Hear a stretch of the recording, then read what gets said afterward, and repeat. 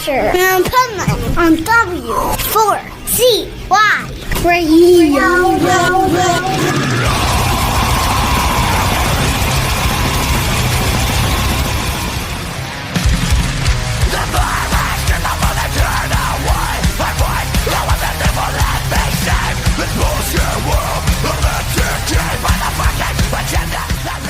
This is the Pipeman here on the Adventures of Pipeman W4CY Radio, and I'm here with our next guest who has some killer music, some decomposed music from Pythonic. So welcome to the show, Vince. How are you? Doing pretty good. How are you? Doing great, doing great. I want to start right off the bat. Okay, the music's badass, but the artwork is super badass, and I like talking about artwork. I think it's a lost art, you know, and I'm trying to make sure that we keep that going because, you know, I think it's all part of it. It's all part of the album. Right. It helps, you know, draw like a visual to what you're trying to interpret with the music a lot of times. This one, we went a little bit more conceptual than like taking stuff from an actual song towards the artwork. So we released our first EP last year. We had a different singer, kind of a different lineup for that whole EP. We used like a tree and like a guy in front of it. He was kind of like he was supposed to be like healing himself from the tree. But then we kicked out our singer at the beginning of last year and brought in. We pretty much moved our bass player from bass to vocals because he's so good. He's so good at vocals. I didn't realize he was that good when I brought him in on bass.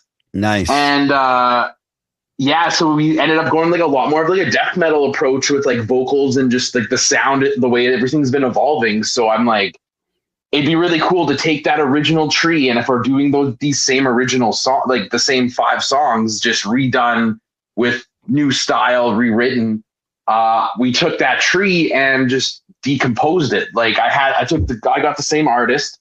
She took the same whole set of the tree elements that she had for the first one, took off all the leaf parts because she had it all in layers set up on her digital workspace. And then she was able to just kind of put the mushrooms and everything in there like she has. And she did a really great job. She was telling me about it the one time, and she was doing research into like what kind of mushrooms grow on trees and how they look. So then it would be a little bit more authentic. So I just, you know, you don't get that kind of detail when you're like, I've seen some bands, they've been using AI stuff for art, and I can't. I can't believe that somebody who's trying to make music will willingly take AI art to use. Because I'm like, do you want AI music to take your spot? Like, well, not only that, because I totally agree with you with that, but like I would think an artist that would just go against their morals as an artist, like it, right? I wouldn't do it. Like, listen, in my industry, there's a lot of AI out there, and you could create a whole podcast with AI, and I just think it's stupid. Yeah, no, it's really bad. And the fact that like a lot of this stuff did get released with not a lot of like precautions or like kind of like almost like guidelines or laws around it is just kind of insane to me, honestly. Yeah, look how much people have been making money off of just AI music on Spotify. There was that one band, they had like 1 million followers. That's insane.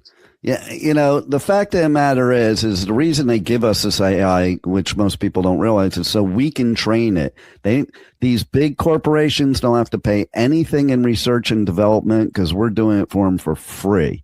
And then, you know, like everybody gave Lars crap about, you know, Napster, and he was right on the money if we look at today. And people are doing the same thing again, giving a lot of crap about the AI thing, you know, and we're going to see years down the road, if you let it happen, if artists let it happen, you won't need musicians. Music will be a lost art, unfortunately. I really hope it doesn't come to that, but then, yeah, it's I even locally, we've had one band, they put up an artwork for a demo and somebody was like, this looks like you guys made it with AI, and they actually admitted to it and they got put on blast so hard. They took that whole demo down and everything because it was a band I really like. They just kind of started up in the last year or two, and they had like 100 comments on one of their posts from that album or that demo, and I was like, "Whoa, well, see, that gives me hope. That gives me hope actually, because listen, the whole idea of making music or making art that would be on an album cover, on a wall, or anywhere else is the human element. Like the creativity should be done by humans. Let the business stuff be done by machines. Right? Yeah, like, and it's just, you know, if you're already putting so much work creatively into something, wouldn't you want somebody else to also put some creative work? Yeah. If you can't do the art yourself, like, exactly. I just always preferred it, but that's just because, I don't know, I just come from a lot more of a old school kind of vibe of it all. I think it should be old school and new school. I am old school. I think it should be new school too. Listen, like, I think it's incredible. That's why I started off the interview with talking about the artwork, because I think it's also incredible that you brought back the same artist. Okay. Because that makes so much sense too, because that same artist already kind of knows your vision, already has that connection and can expand upon it. And I do love the whole concept of like decaying everything. Like, it's kind of brilliant actually. Yeah. Well, especially like with how much we've actually kind of shaved off the EP, because over the full play length, I think it's like 4 minutes we took off the total runtime. Just like getting rid of riffs that just were redundant or played too many times or honestly just didn't work that well for the song. Right. There's one song we didn't even play it together live before we recorded it, like not like live on stage, but like in a practice before we recorded it. Everybody took their parts and just learned them, and then we recorded them and released them. And it's probably been one of our bigger songs off of the EP. So now we have to actually start learning it all together. But we're all very practiced, so it went really well the first time we tried running it. But Liturgy, that song turned out amazing, and I think it fits really well with the artwork as well, just because you kind of have like that demonic eye in the tree in the middle, and Liturgy is about, you know, summoning demons to like lay waste to the land. And so that's what I love about that, because it's connected. Like, you know, I know when I was a teenager, I would sit there with an album and just consume that album cover and like go into a trance somewhere else while I was listening to the music, because they were so connected that you could drift away. And I think we need that more than ever nowadays, because we need to escape all the bullshit in this world. Yeah. No better way but music. Music is the ultimate unifier and the ultimate therapy, in my opinion. Oh yeah, 100%. So what is it that made you get into like decide, I want to be a musician, but not just like somebody is young and they're like, oh, I want to be a musician, but really to have the passion for it, like there was no other choice? Well, like I've always, like for like almost my whole life, I've kind of thought about doing this. Even when I was a very little kid, one of my earliest memories is like being 5 years old. I'm underneath of my bunk beds. I have my Fisher-Price tape recorder, and I'm listening to Judas Priest, British Steel from my parents' tape collection. So like, just, you know, I just always kind of grew up around metal. I always kind of like the idea of like performing for people, because I always just kind of was like that as a kid. Definitely through like middle school and high school, I was like a little less of the performative. But that's when I started playing a little bit more music. I did have one of my grandfather. He was he played guitar, and he played in a bunch of polka bands. So he was like the first person to kind of show me some stuff, and that definitely kind of had a little bit to do with wanting to go more into playing in bands, but mostly all through high school, I'm like, oh, I want to have a band. I want to have a band. Couldn't get anything going because I was from a very small town. So when you don't have the people, it's hard to do anything. And then closest city is a whole hour away. So it's like, that's a lot of driving when you're young. Totally. But yeah, once I moved to the city and I was doing post-secondary schooling for a bit and nothing was working out, I started a band when I was in one program, and I just kept with it. And I've honestly been running this band for probably about 10 years now. Nice. And yeah, like I've been grinding at it for a while. There's been a lot of lineup changes, but I have one other guy, the other guitar player in the band. He's been in the band too for probably almost the same amount of time. I think a little bit less. But like, yeah, it just, as soon as I got on stage the first time and we played the show, I was like, yeah, this was pretty fun. And then when you have that one show where people start moshing to your music, that's the turning point. That's the turning point when you're up there and you see these people hitting each other and you're like, whoa, something I created is making people do this. I know, it's insane, right? I think about that all the time. Like I go on tour and I do, interviews and press coverage at festivals all over the US, UK, and Europe. And like, I'm always thinking about that. Like even the bands I'm friends with, I'm like, man, how wild is that when people are down there like moshing to your music and singing your lyrics back to you? Like that has to be the wildest thing in the beginning, like when it first happens, right? Because we just actually played a show at the beginning of December, and we had somebody, and this was a show in another city that we've only played. This is the second time we played this city, third time in the whole 10 years we've ever played the city. And somebody was actually singing our lyrics back to us while we were on stage, and we were opening.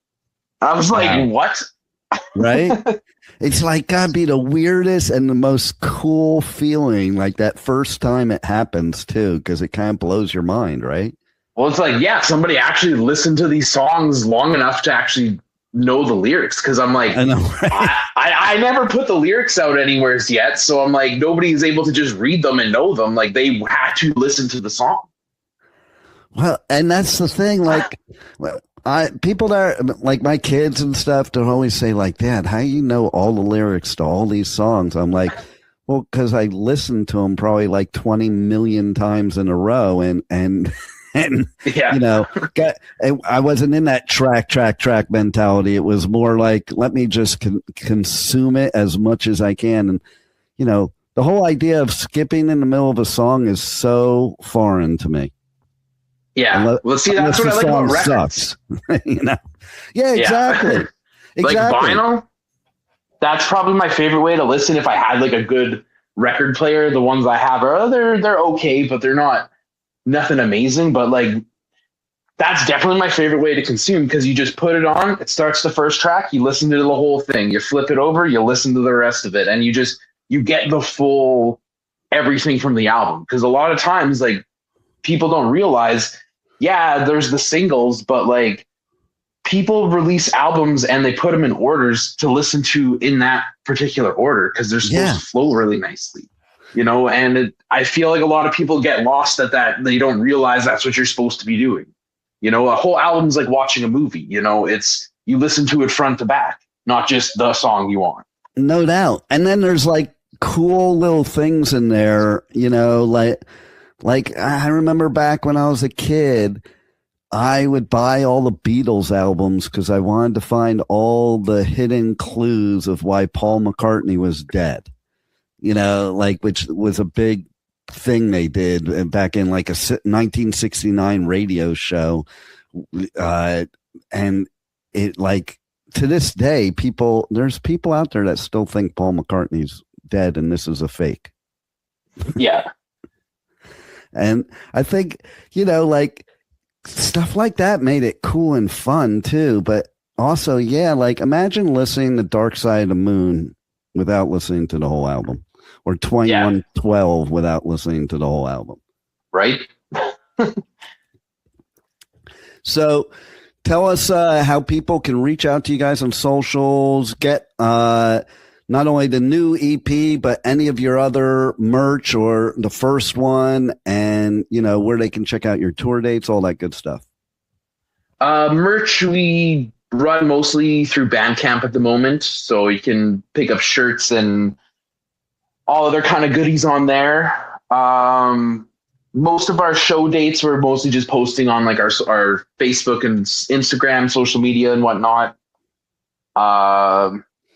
Yeah, it's just the pretty standard social media package. You know, you got your Instagram, your Facebook, and Bandcamp. Not too much else. We do upload some live stuff onto YouTube every now and then if we get like a really good clip. I know we have a pretty decent clip of one of our songs we haven't released yet called Gravebound up on YouTube. It's a pretty sick song. Nice. Yeah, I think that's. And so everybody can check your socials is basically Pythonic Band everywhere, right? Yeah. All right, cool. And what else do you want to tell the listeners about the newest EP and what's going on for you guys? I'd say soon we got another one going to be coming out. That's one thing I'm actually going to be working on later today. And we got actually a pretty sick show we just announced, going to be in Edmonton, Alberta, and it's called Serenade Metal Fest, and it's a benefit show to raise funds for cancer and MS research. Oh, that's pretty cool. And it's great show, great cause. The other bands on it are also super awesome. Brainstem is playing on there. They're from Edmonton. We just played with them at Slaughterfest at the beginning of December. They're definitely a band. If you like death metal, you have to check them out. They are so good. Nice. Probably one of the best death metal bands coming out of Alberta right now, in my opinion. See, I love when bands like you like show everybody that you're just fans too. Yeah. And there's when we played Slaughterfest in December here, so like Brainstem played, the headlining band was Display of Decay, and they're also just insane. They're so well put together, and their singer has such a crazy range as well. There's so many great bands, and I've noticed there's been like this nice little like upsurge kind of from right after COVID here now. We're kind of entering a lot of bands that weren't together. They're all getting back together now. You're getting all these older bands and these newer bands kind of forming, and the scene feels like it's better than it was like 10 years ago. I think what it is too, because I've been saying all along, if you're going to take the positive out of COVID and that whole lockdown, is it gave musicians a chance to jump off the hamster wheel and get back to like making it fun and getting creative. And being able to just sit there like and not write songs on a tour bus and not have to rush things and just be able to be what originally got you into music. Yeah. One of the bigger bands that I'm glad is releasing a new album from around my parts here, Into Eternity. They got their 7th studio album coming out soon. We actually had the pleasure of opening for them in November, and that was amazing. Stu Block I don't even know. He's one of the best vocalists, I think, in Canada. Like, I don't think anybody can really top him in metal vocals. I mean, he used to front Iced Earth for a little bit before they kind of went off the deep end. So like, if he can replace Tim the Ripper Owens in Iced Earth, obviously he's on another level, because Tim the Ripper, if he can replace Judas Priest, like Rob Halford, like when you're in that caliber, like, whoa. I know, right? Totally. That it's iconic, and it is amazing what Ripper did, I mean, even to have a movie about him. Yeah, right? So, well, it's been totally cool. I think everybody's got to check out your music, especially this new EP, because it's badass. So everybody check out Pythonic, and the new EP is Decomposition. Thanks a lot, Vince, for making us some great music, and thanks for being on the Adventures of Pipeman. Yeah, thanks for having me on. Thank you for listening to the Adventures of Pipeman on W4CY Radio.